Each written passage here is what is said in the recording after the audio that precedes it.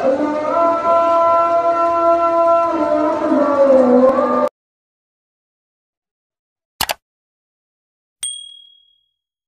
ذی وقار، موجودہ حالات آپ کے سامنے ہیں۔ بالخصوص پاکستان میں بارشوں کا سلسلہ اور کئی علاقوں میں سیلاب اپنے عروج پہ ہے۔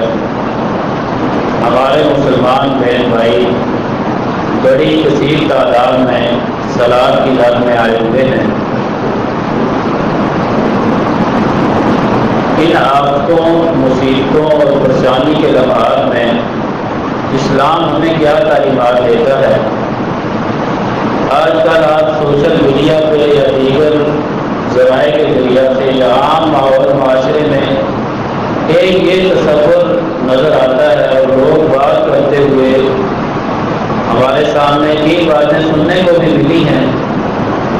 وہ اسلام کو صرف عبادات کا دین کہہ دیتے ہیں کہ نماز، روزہ، حج، زکوٰۃ، صدقات یہ عبادت، یہ دین اسلام ہے، اور باقی خدمت خلق اور رفائی کام یہ این جی اوز اور دیگر ادارے یا غیر ملکی جو ادارے ہیں یا کفار این جی اوز ہیں، تنظیمیں ہیں، وہ خدمت انسانیت کرتے ہیں۔ شاید عبادات الگ شعبہ ہے، خدمت خلق، انسانیت کی خدمت یہ کوئی اسلام سے ہٹ کے یہ کوئی الگ شعبہ ہے، ایسی قدر کوئی بات نہیں ہے۔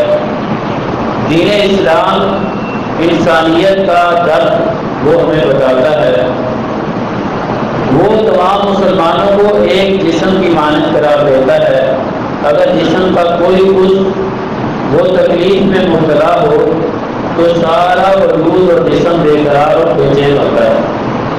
ہاں، اسلام کی تعلیمات وہ یہ درس ضرور دیتی ہیں کہ جس کے پاس عقیدہ اعمال صالحہ ہو، اللہ پر عقیدہ ہو، آخرت کے دن پر اس کا پختہ یقین ہو کہ میں نے اپنے رب کے حضور پیش ہونا ہے، اس زندگی کا حساب و کتاب دینا ہے، یہ باقی جتنے بھی نیکی کے کام ہیں، فلاح و بہبود کے، انسانیت کی خدمت کے، خدمت خلق کے جتنے بھی شعبے ہیں، وہ اس وقت اجر و ثواب کا باعث بنیں گے جب بندے کا پختہ اللہ پر عقیدہ ہوگا، توحید میں پکا اور کھڑا ہوگا، آخرت پر یقین ہوگا کہ اس دنیا کی زندگی کا جواب میں نے اپنے رب کے سامنے دینا ہے۔ اگر اس کا عقیدہ پختہ نہیں، توحید میں خلل آ گیا، شرک کی ملاوٹ ہوگی، آمیزش ہوگی، تو پھر یہ سارے اعمال ضائع اور برباد ہیں۔ ہاں، جو بہتر کرتا ہے، اچھا کام کرتا ہے، دنیا کی زندگی میں اس کو اس کا بدلہ مل جائے گا، وہ شہرت چاہتا ہے وہ مل جائے گی، دنیاوی کچھ مفادات ہیں وہ اس کو حاصل ہو جائیں گے، یا کسی کے ساتھ اچھا کرنے کی وجہ سے اس کے ساتھ اچھا ہو جائے گا۔ دنیا میں ہی سارا اسے اجر اور بدلہ ملے گا، آخرت میں اس کے لیے کچھ نہیں۔ اس میں بے شمار دلائل ہیں نبی رحمت صلی اللہ علیہ وسلم سے۔ کئی صحابہ کرام اور صحابیات نے کئی مواقع پر سوالات بھی کیے، وہ بھی انشاءاللہ اللہ کی رحمت اور توفیق سے ہم کوشش کریں گے جمعہ میں اسے بھی میرے پاس لائیں۔ تو خیر، نبی رحمت صلی اللہ علیہ وسلم نے فرمایا، صحیح مسلم میں سیدنا ابو ہریرہ رضی اللہ تعالیٰ عنہ سے مروی حدیث ہے، آپ نے فرمایا، الایمان بضع و سبعون شعبہ، ایمان کے 70 سے زائد درجات ہیں، شعبے اور شاخیں ہیں۔ تو افضلها قول لا الہ الا اللہ، سب سے افضل ترین جو شعبہ ہے ایمان کا وہ لا الہ الا اللہ کا اقرار ہے۔ توحید پہلے ہے۔ تمام انبیاء کرام علیہ السلام وہ دنیا میں تشریف لائے، اللہ نے انہیں نبوت اور رسالت سے سرفراز فرمایا، سب کی دعوت اور پیغام یہ تھا، اعبدوا اللہ واجتنبوا الطاغوت، ایک اللہ کی عبادت کرو، طاغوت سے بچ کرو۔ اللہ کے علاوہ جتنی بھی ذاتیں ہیں، ہستیاں ہیں، ان کی عبادت نہیں کرنی۔ عبادت کی جو بھی قسم ہو، وہ نظر نیاز ہو، وہ سر پیشانی کو اللہ کے دربار میں جھکانا ہو، وہ مدد منوتی، نظر نیاز، چڑھاوا کوئی بھی قسم ہو، یا دعا، سور و پکار ہو، ساری کی ساری عبادت اس میں اللہ کے لیے خاص ہے، اللہ کے علاوہ کسی کے لیے نہیں۔ تمام انبیاء کرام علیہ السلام کی یہی دعوت رہی ہے۔ تو ایمان کے 70 سے زائد شعبوں میں سب سے افضل اور اعلیٰ جو شعبہ ہے وہ لا الہ الا اللہ کا اقرار کرنا ہے۔ صرف اقرار نہیں، اس پر پر پختہ عمل کرنا ہے، عمل پیرا ہونا ہے۔ وَأَدْنَاهَا إِمَاطَةُ الْأَذَىٰ عَنِ الطَّرِيقِ، اور اس کا کم درجے والا جو شعبہ ہے اور شاخ ہے ایمان کی، وہ کوئی تکلیف دہ، رکاوٹ اور مصیبت والی چیز راستے سے ہٹا دینا۔ کیا یہ فلاح انسانیت کا کام نہیں؟ یہ انسانیت کا دکھ درد نہیں کہ ایمان کی شاخ اور اس کے زیر باس اس کو ذکر کیا ہے کہ تکلیف دہ چیز کو راستے سے ہٹا دینا یہ بھی ایمان کا شعبہ ہے۔ وَالْحَيَاءُ مِنْ شُعَبِ الْإِيمَانِ، اور حیا یہ بھی ایمان کے شعبوں میں سے ہے، یہ بھی ایمان کا حصہ ہے، اسے بھی ساتھ ذکر کیا۔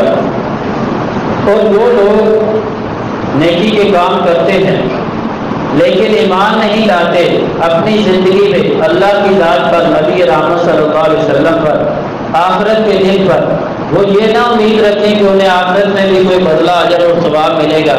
جس طرح سیدنا حکیم بن حزام رضی اللہ تعالیٰ عنہ وہ مسلمان ہو گئے، نبی رحمت صلی اللہ علیہ وسلم سے سوال کرنے لگے، اللہ کے رسول صلی اللہ علیہ وسلم آپ مجھے یہ تو بتلائیں، میں زمانہ جاہلیت میں كنت أتحنث في الجاہلیت من صدقۃ وصلۃ رحم، میں صدقہ کیا کرتا تھا، رشتہ داریوں کو ملاتا تھا، لوگوں کے ساتھ نیکی کرتا، اچھا سلوک کرتا، کیا میرے لیے اس میں اجر ہے؟ تو نبی رحمت صلی اللہ علیہ وسلم نے فرمایا اسلمت من سلف من خیر، تو اسلام لے آیا، تو نے اسلام قبول کر لیا، جو بھی پیچھے گزر چکا، جو بھی نیکی کا کام تو نے کیا ہے ایمان کی حالت میں نہیں کیا، جاہلیت کے دور میں کیا ہے، اب تو اسلام کا اسلام قبول کر لیا، مومن ہو گیا، جو بھی تیرا خیر کا کام تھا اس کا اجر و ثواب تجھے اب بھی ملے گا۔ کیوں؟ نبی رحمت صلی اللہ علیہ وسلم نے یہ بھی فرمایا الاسلام یغفر ما کان قبلہ، اسلام پہلے کی غلطیاں، گناہ، خطائیں ان کو معاف کر دیتا ہے۔ اسلام قبول کرنے کی وجہ سے پہلی غلطیاں اور خطائیں وہ اللہ معاف فرما دیتے ہیں اسلام کی برکت سے، اور جو اچھے کام کیے تھے ان کا اجر و ثواب بھی اللہ تعالیٰ عطا فرماتے ہیں۔ یہ اللہ کی بغیر مہربانی ہے۔ پتہ کیا چلا؟ اگر ایمان نہیں، عمل صالحہ اس کے ساتھ بندہ نیک کام کرتا رہے، صدقہ خیرات کے اچھے کام جتنے ہوں، توحید نہیں ہے، ایمان نہیں ہے، ان کا دنیا میں تو بدلہ ملے گا، آخرت میں ان کا کوئی اجر و ثواب اور بدلہ نہیں۔ اسی طرح رفائی کاموں کی قبولیت کے لیے اللہ پر ایمان لانا یہ شرط اول ہے، پہلی شرط ہے، تب دنیا اور آخرت میں بہترین بدلہ ملے گا۔ جب بندہ یہ نیک کام تو کرتا ہے، دنیا آخرت میں اس کے لیے اجر و ثواب اسی صورت میں ہوگا جب اللہ پر پختہ یقین ہوگا، آخرت کے دن پر اس کا ایمان اور یقین ہوگا۔ جو لوگ کچھ کاموں کے بدلہ میں لے آتے ہیں، جس طرح سورۃ التوبہ کی جو آیت مبارکہ نمبر 19 ہے، خطبہ مسلومہ میں تلاوت کی گئی اجعلتم سقایۃ الحاج و عمارۃ المسجد الحرام کمن آمن باللہ والیوم الآخر وجاہد فی سبیل اللہ، کہ تم لوگ جو ہو حاجیوں کو پانی پلانا، مسجد حرام بیت اللہ کی آبادی کا خیال رکھنا، آبادی کا خیال رکھنے سے مراد کیا ہے؟ اس کی صفائی ستھرائی کا بندوبست کرنا، اس میں آنے والے لوگ ہیں ان کی دیکھ بھال کرنا، ان کے معاملات کو اچھے طریقے سے چلانا، اس کے برابر قرار دیتے ہو جو اللہ پر ایمان لے آئے، آخرت کے دن پر ایمان لائے، وجاہد فی سبیل اللہ، اور اس نے اللہ کے راستے میں جہاد کیا، لا یستوون عند اللہ، اللہ کے دربار میں، اللہ کے نزدیک یہ برابر نہیں ہے، یہ اعمال برابر کے نہیں ہیں۔ وہ تانے میں کہا کرتے تھے جب بدر میں کفار قیدی بن کر آئے، سیدنا عباس رضی اللہ تعالیٰ عنہ ان سے جب یہ پوچھا گیا، امام صحاب رحمہ اللہ تعالیٰ بیان کرتے ہیں مسلمان صحابہ کرام نے جب بدر میں قیدی بنے مشرکین کو یہ تانا دیا کہ تم اتنے ظالم ہو، اللہ کے ساتھ بتوں کو شریک ٹھہراتے ہو، جو خود تم اپنے ہاتھوں سے گھڑ کے تم نے بنائے ہوئے ان کے سامنے سجدہ کرتے ہو، ان سے مانگتے ہو، یہ تو تمہارے ہاتھ کے تراشے ہوئے پتھر کے بت ہیں، چاہے یہ تم نے ابراہیم علیہ السلام کے نام کی مورتی بنا رکھی ہے، اسماعیل علیہ السلام کے نام کی، یا انبیاء کرام یا نیک بزرگان جو تھے پہلے گزر چکے اولیاء کرام ان کے ناموں کی تم نے بے شک تصویریں تم نے بنا رکھی ہیں، پھر بھی یہ تمہارا ظالمانہ کام ہے، ظلم پر مبنی ہے۔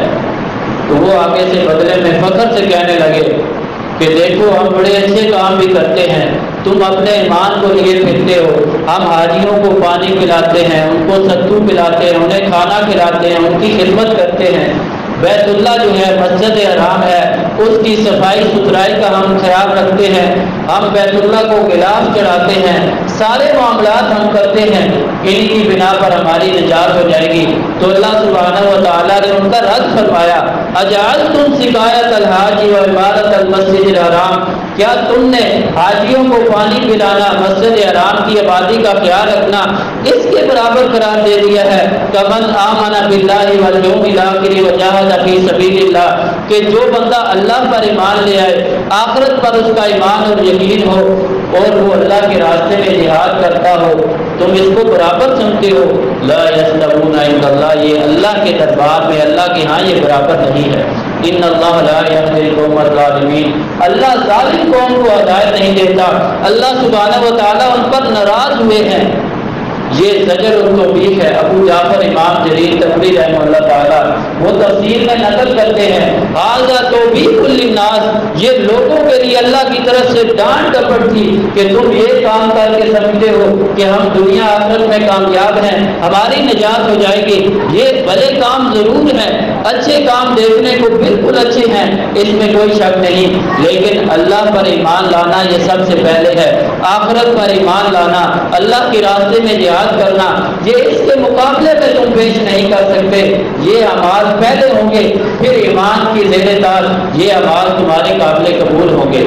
اس لیے مشرکین کا جو کفار کا وہم تھا اسے دور کیا گیا، اور اللہ سبحانہ و تعالیٰ نے سورہ احقاف میں حکم دیا، فَأْتِ ذَا الْقُرْبَى حَقَّهُ وَالْمِسْكِينَ وَابْنَ السَّبِيلِ، کہ تم اپنے قریبی رشتہ داروں کو ان کا حق دو، جو اللہ نے تمہیں مال دیا ہے اس مال سے انہیں حق دینا ہے ان کا۔ یہ کیا؟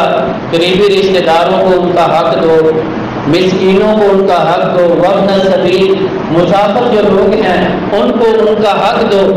ذالک خیر للذین یریدون وجہ اللہ، یہ ان لوگوں کے لیے بڑا ہی بہتر ہے جو اللہ کے چہرے کا دیدار اور زیارت چاہتے ہیں، جن کی امید اور تمنا اور خواہش ہی ہے کہ کل قیامت والے دن اللہ ہمیں کامیاب کروائے گا، اللہ ہمیں اپنی زیارت کروائے گا، اللہ اپنے چہرے کا دیدار ہمیں کروائیں گے۔ جو لوگ یہ امید اور طمع اور ارادہ رکھتے ہیں ان کے لیے یہ بڑا ہی بہتر عمل ہے۔ وَأُولَٰئِکَ هُمُ الْمُفْلِحُونَ، اللہ فرماتے ہیں یہی لوگ کامیاب ہیں۔ اب دیکھیں مال اللہ نے ہمیں دیا، ہم اپنے رشتہ داروں کو دیں، غریبوں مسکینوں یتیموں کو دیں، مسافروں کو دیں۔ اللہ فرماتے ہیں فَأْتِ ذَا الْقُرْبَى حَقَّهُ، اپنے قریبی رشتہ داروں کو ان کا حق دو، مسکینوں کو ان کا حق دو، مسافروں کو ان کا حق دو۔ کوئی یہ نہ سمجھ بیٹھے کہ میں نے ان پر صدقہ و خیرات کیا ہے، مال خرچ کیا ہے تو میں نے ان پر بڑا احسان کیا ہے۔ یہ بات ذہن سے نکال دینی چاہیے، یہ احسان ان کے ساتھ نہیں کر رہے، یہ ان کا اللہ نے ہمارے مال میں حق رکھا تھا، ہم تو وہ حق ادا کر رہے ہیں، حق والوں کو حق کی ادائیگی کر رہے ہیں، اس پر ہمیں احسان نہ جتلائیں، انہیں کوئی تانا نہ دیں، ایسی کوئی بات نہ ہو۔ اور ایمان کی حالت میں بندہ جو عمل کرتا ہے وہ اللہ کے دربار میں قابل قبول ہوتا ہے۔ ان الذین آمنوا وعملوا الصالحات کانت لهم جنات الفردوس نزلا، بے شک وہ لوگ جو ایمان لائے، ایمان کے ساتھ ساتھ اعمال صالحہ کیے، کانت لهم جنات الفردوس نزلا، اللہ تعالیٰ فرماتے ہیں ان کے لیے جنت الفردوس جو اعلیٰ درجے والی جنت ہے، میں رب نے ان کے لیے اس کی مہمانی تیار کر رکھی ہے۔ اسی آیت کی شرح میں علامہ اقبال رحمہ اللہ تعالیٰ نے بھی شعر لکھا ہے، بازو تیرا توحید کی قوت سے کبھی ہے، بازو تیرا توحید کی قوت سے کبھی ہے، اسلام تیرا دیش ہے تو مستقبی ہے، کہ اسلام وہی تیرا دیش ہے، وہی تیرا وطن ہے، تیرا اوڑھنا بچھونا سب کچھ اسلام ہے، اسلام نہیں تو تیرے پاس کچھ نہیں، تو مستقبی ہے، تو مصطفیٰ کا غلام ہے، ان کا نمائندہ ہے، ان کا غلام ہے، غلام اپنی مرضی نہیں کیا کرتے۔ تو جو عقیدہ توحید پختہ بناتا ہے بازو تیرا توحید کی قوت سے کبھی ہے، توحید ہوگی ان الذین آمنوا وعملوا الصالحات کانت لہم جنات الفردوس نزلا۔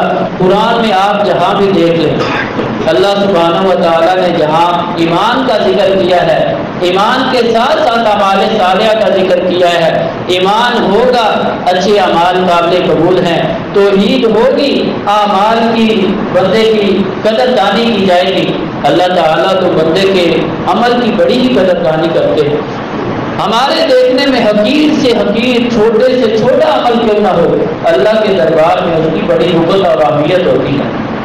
نبی رحمت صلی اللہ علیہ وسلم نے فرمایا، پہلے دور کی بات ہے، صحیح بخاری میں یہ واقعہ موجود ہے کہ ایک بندہ جا رہا تھا صحرا میں، ایک کنویں کے پاس سے گزرنے لگا، سخت گرمی تھی، پیاس کی وجہ سے کنویں میں اترتا ہے، پانی پیتا ہے، باہر نکلتا ہے، اللہ کا شکریہ ادا کرتا ہے۔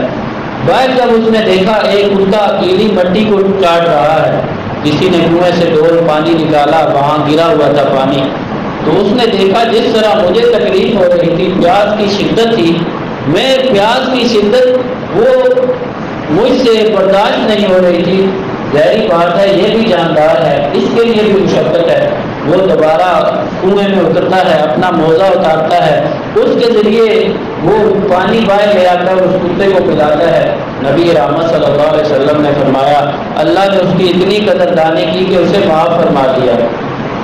اس بندے کو اسی طرح ایک فاحشہ بدکارہ عورت کا واقعہ بھی آتا ہے جو اپنا دوپٹہ پھاڑ کے ایک کتے کے بچے کو پانی پلاتی ہے، جو پیاس کی شدت سے مرنے کے قریب تھا، اللہ اسے معاف فرما دیتے ہیں اتنے چھوٹے سے عمل کی وجہ سے۔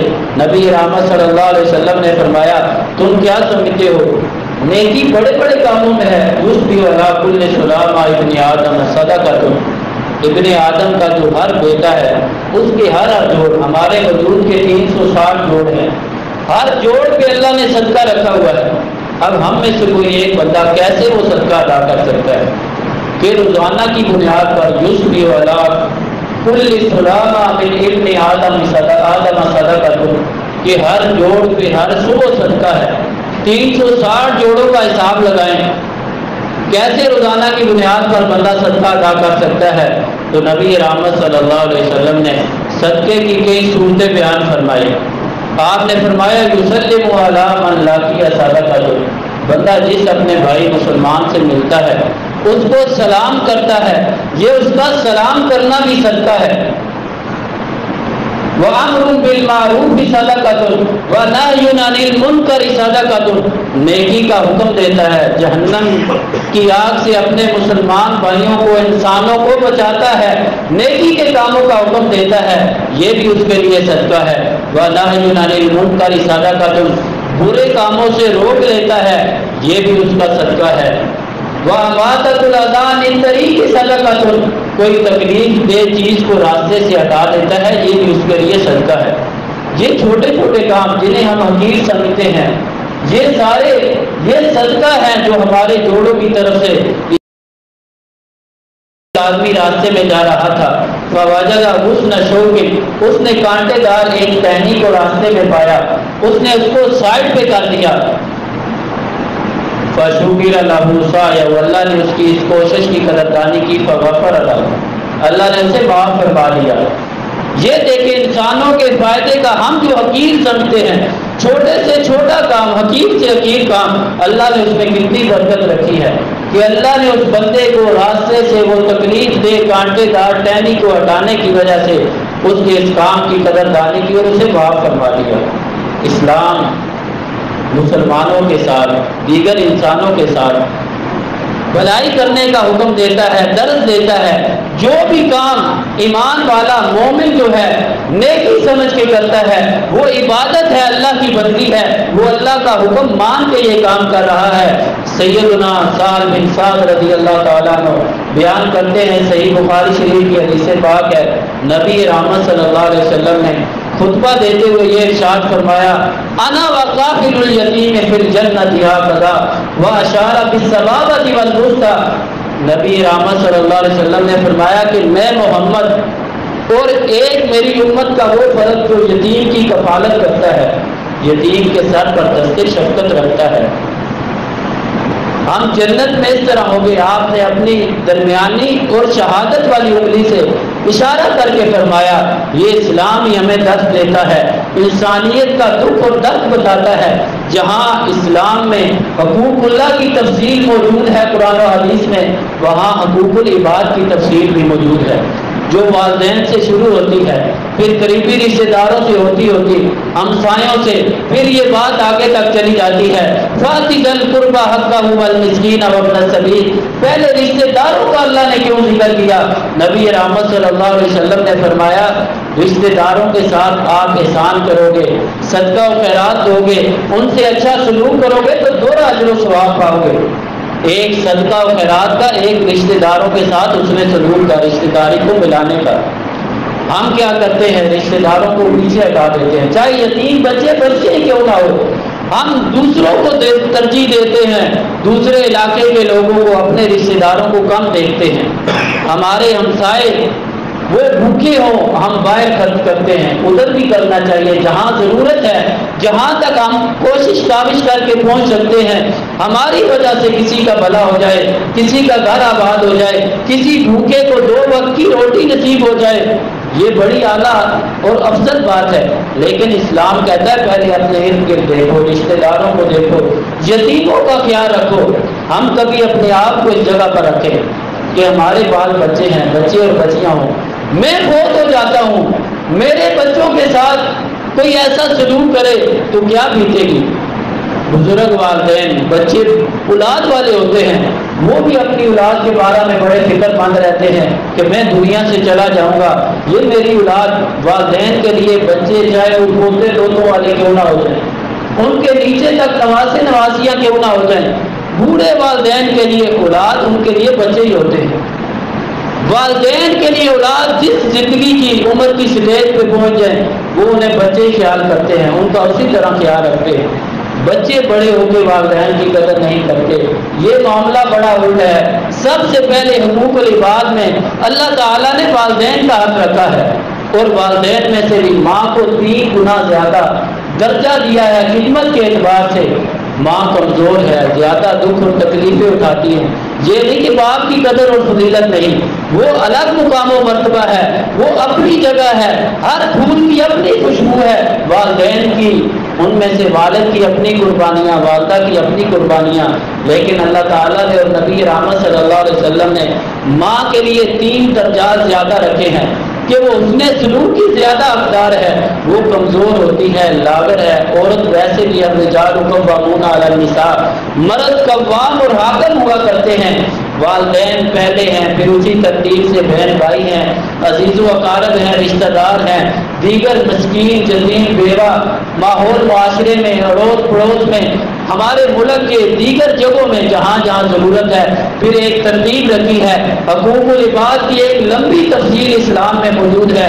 جو لوگ یہ کہتے ہیں اسلام صرف عبادات کا نام ہے، نماز روزہ حج زکات یہ کر لیا تو کافی ہے، ایسی بات قطع نہیں۔ صحیح بخاری مسلم کی حدیث پاک ہے، نبی رحمت صلی اللہ علیہ وسلم نے فرمایا، سیدنا ابو ہریرہ رضی اللہ تعالیٰ عنہ حدیث پاک کے راوی ہیں، الساعی علی الارملۃ والمسکین، جو کوشش کرنے والا کسی بیوہ خاتون کے لیے، کسی مسکین کے لیے انہیں کوئی کام کاج کرا دے، ان کے ساتھ تعاون کر دے، روزی روٹی کا ذریعہ بن جائے، کل مجاہد فی سبیل اللہ ابل قائم اللیل الصائم النہار، وہ ایسے ہے جیسے اللہ کے راستے میں جہاد کرنے والا مجاہد اجر و ثواب کے اعتبار سے، یا رات بھر قیام کرنے والا آدمی ہے، دن بھر روزہ رکھنے والا ہے، اتنا اللہ نے اجر و ثواب رکھا ہے ان کا خیال رکھنے میں۔ اور نبی رحمت صلی اللہ علیہ وسلم نے فرمایا، من نفس عن مومن قربۃ من قرب الدنیا نفس اللہ عنہ قربۃ من قرب یوم القیامہ، جو کسی مومن مسلمان سے تکلیف دور کر دیتا ہے دنیا کی تکلیفوں میں، اللہ قیامت والے دن اس بندے کے لیے یہ انعام فرمائیں گے کہ اس کی آخرت کی جتنی تکلیفیں اور مصیبتیں اللہ دور فرما دیں گے۔ اذا کان العبد فی عون اخیہ کان اللہ فی عون عبدہ، جب بندہ اپنے بھائی کی مدد میں لگ جاتا ہے اللہ اپنے بندے کی مدد کرتے ہیں۔ اذا کان فی حاجت اخیہ کان اللہ فی حاجتہ، جب بندہ اپنے مسلمان بھائی کی ضرورتیں پوری کرنے میں لگ جاتا ہے، اللہ پھر اپنے بندے کی ضرورتیں پوری کر دیتے ہیں۔ ہم میں سے ہر ایک بندے کا رونا ہے، پوری نہیں پڑتی، مسائل اتنے ہیں، مہنگائی اتنی ہو گئی۔ کوشش کریں ہم اپنے لیے صرف نہ جئیں، اپنے لیے جینا بھی کوئی زندگی ہے۔ جیتا تو وہ ہے جو دوسروں کے لیے جیتا ہے۔ نبی رحمت صلی اللہ علیہ وسلم ہمارے لیے اسوہ حسنہ ہیں، صحابہ کرام رضوان اللہ علیہم اجمعین، ان کی مثالیں ہمارے سامنے ہیں۔ خود پانی نہیں پیتے، مرنے کے قریب ہیں، آخری سانسیں چل رہی ہیں، ادھر سے پانی کی آواز آئی، اپنے بھائی کے لیے قربانی دے دی۔ یؤثرون علی انفسہم ولو کان بہم خصاصہ، وہ اپنے آپ پر ترجیح دیتے تھے چاہے خود کتنے ہی ضرورت مند کیوں نہ ہو، اس لیے دوسروں کے لیے جینا یہی اصل زندگی ہے۔ دین اسلام میں انسانیت کی خدمت کرنا اللہ کا حکم ہے، نبی رحمت صلی اللہ علیہ وسلم کا حکم ہے، یہ بھی عبادت ہے، لیکن یہ عبادت کب قابل قبول ہوگی؟ جب بندہ توحید پر پختہ ہوگا، آخرت پر پکا یقین ہوگا، اس کے ساتھ نیک اعمال ہوں گے۔ ان نیک اعمال میں یہ خیراتی کام بھی آ جاتے ہیں، جتنے رفائی کام ہیں فلاح انسانیت کے، وہ بھی اس میں شامل ہیں۔ اللہ تعالیٰ سے دعا ہے اللہ سبحانہ و تعالیٰ جو ہمارے مسلمان بہن بھائی مصیبت میں گرفتار ہیں، سیلاب کی زد میں آ چکے ہیں، اللہ ان کی غیب سے مدد فرمائے۔